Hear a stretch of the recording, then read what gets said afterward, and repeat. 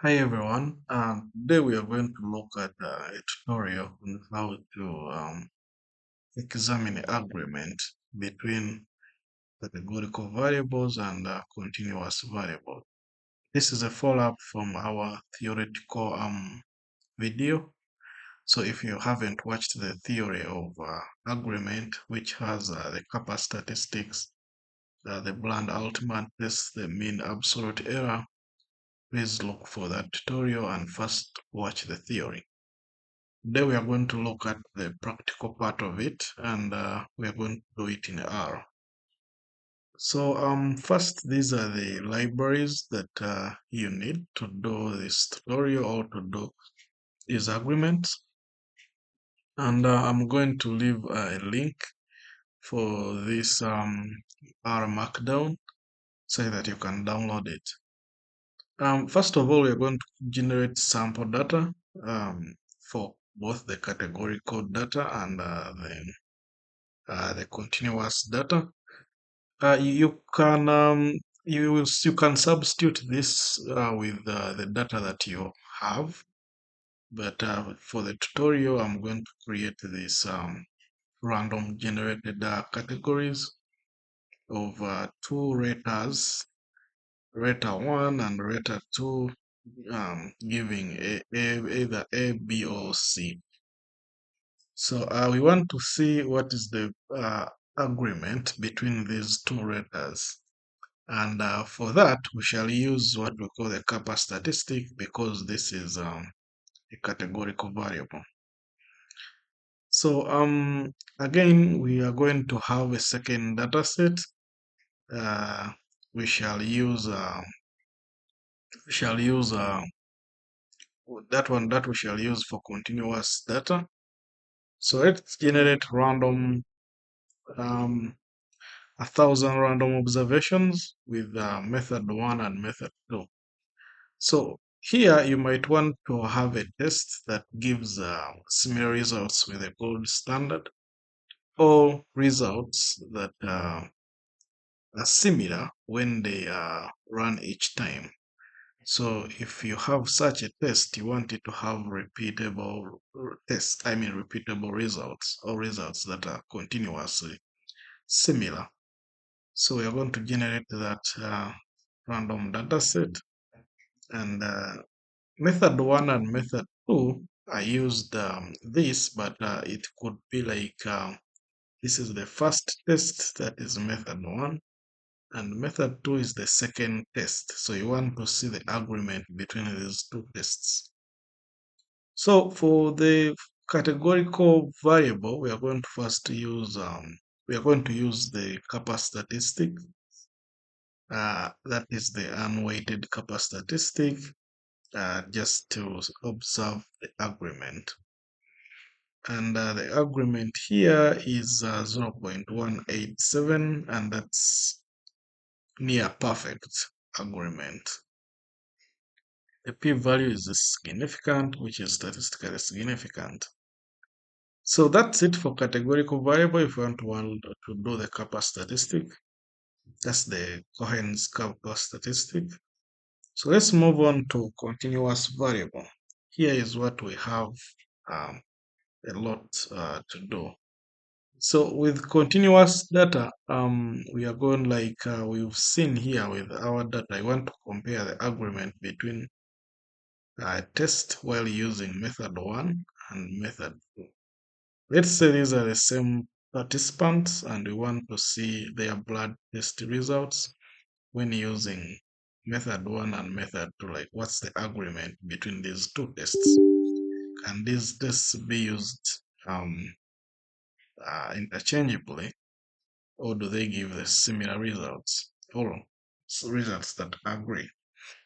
So first we are going to visualize, and the first visualization is going to be by box plots. So you already see that these results have medians that are different and interquartile ranges that are different. So, but let's go ahead and run t-tests. So for a t-test, we are going to to do a paired t-test since they are the same people. So let's run a paired t-test and we see. So this is the paired t-test. So we have the median, um, and oh, this is a summary of the median and interquartile ranges. Sorry. So, but we shall have t-tests. So the median and the interquartile range for this method 1 and method 2. Method 1 had median values of 10.107.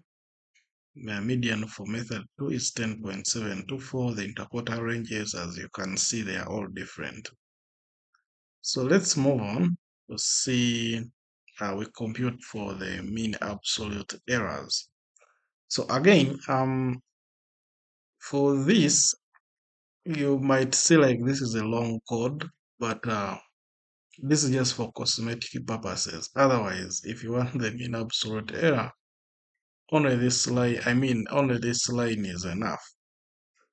But I want, for cosmetic purposes, my tables to look nice. So I use a library called GT to get these headers and the way you have seen how this looks like.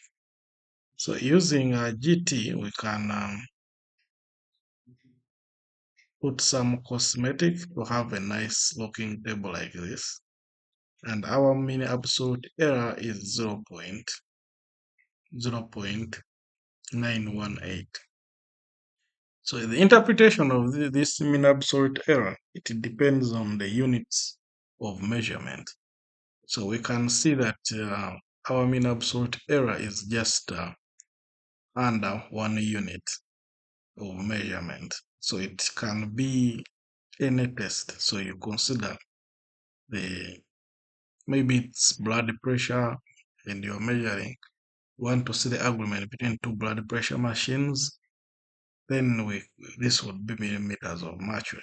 And now any test you use, then you use the same units. So okay, so let's go to the paired t-test. It is paired because the participants are the same undergoing method 1 and method 2.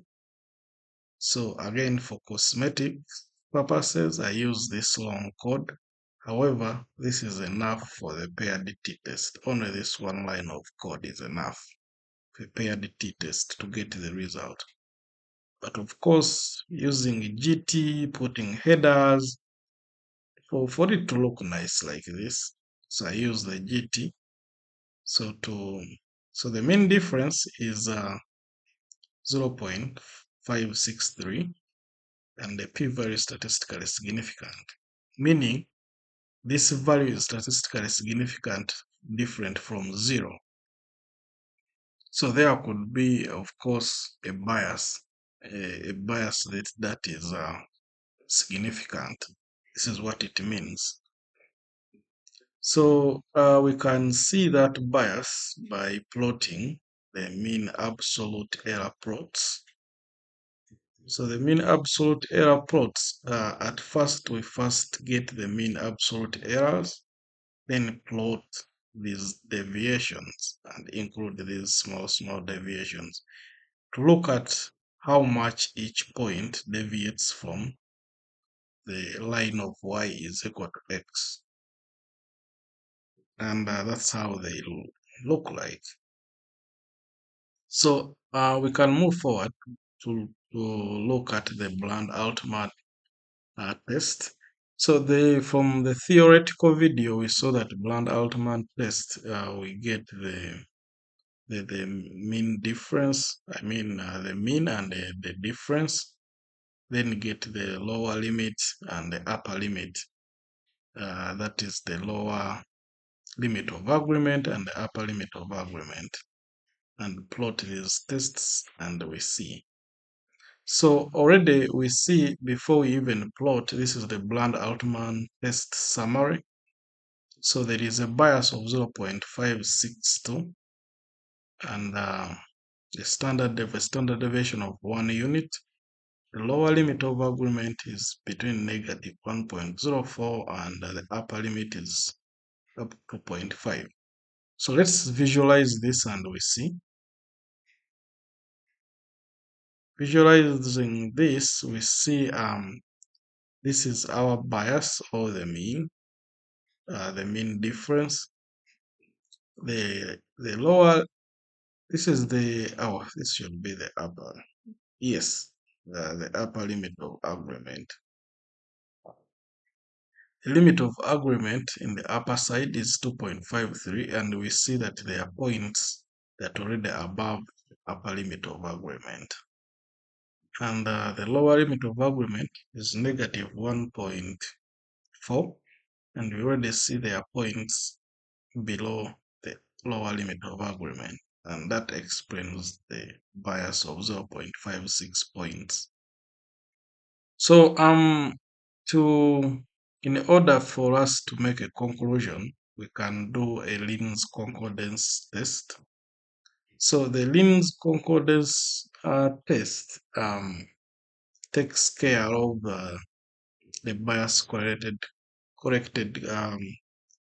correlation and the Pearson correlation. So the multiplication of those two gives you the Lin's correlation the Lin's concordance coefficients. Sorry.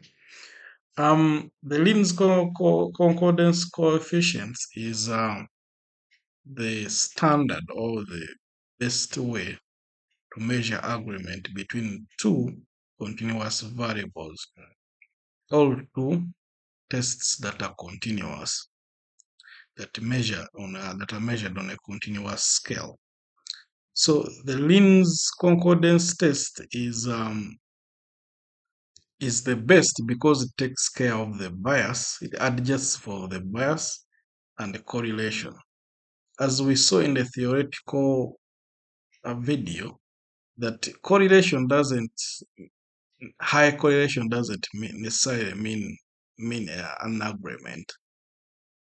They can be correlated, highly correlated, if maybe method 2 is consistently higher or lower than method 1. Still, we shall have a very high correlation. But an agreement is when y is exactly equal to x. In a perfect world, all these points should be on the same line of y is equal to x. But a Lin's CCC of 0.85 shows a good concordance test, which is we can say, yes, we can switch to use method 1 and method 2. In cases when if one of them has a higher cost than the other. So this is how we can apply these tests and examine the agreement between a gold standard test and the standard that we want to bring on. Maybe you want to introduce a blood pressure measuring machine that measures blood pressure on using a wrist versus the one that uses the upper arm, middle upper arm. So you can test and see that which one, are they in agreement? If they are in agreement, then you can switch to use either the blood pressure machine that measures blood pressure from a wrist, or the one that measures using the upper arm. Or you can develop a computational model that measures blood pressure through respiratory rates. Still, you need the concordance test between the gold standard, which is the blood pressure machine from the upper arm, and your results. If the concordance is good, the agreement, the Lin's concordance CCC is good, and there is an agreement, not that shouldn't be the high correlation, but it should be the concordance correlation coefficient, the Lin's CCC, that is supposed to be high for us to see that these tests can be used interchangeably. Thank you. Please subscribe to our channel and explore other videos.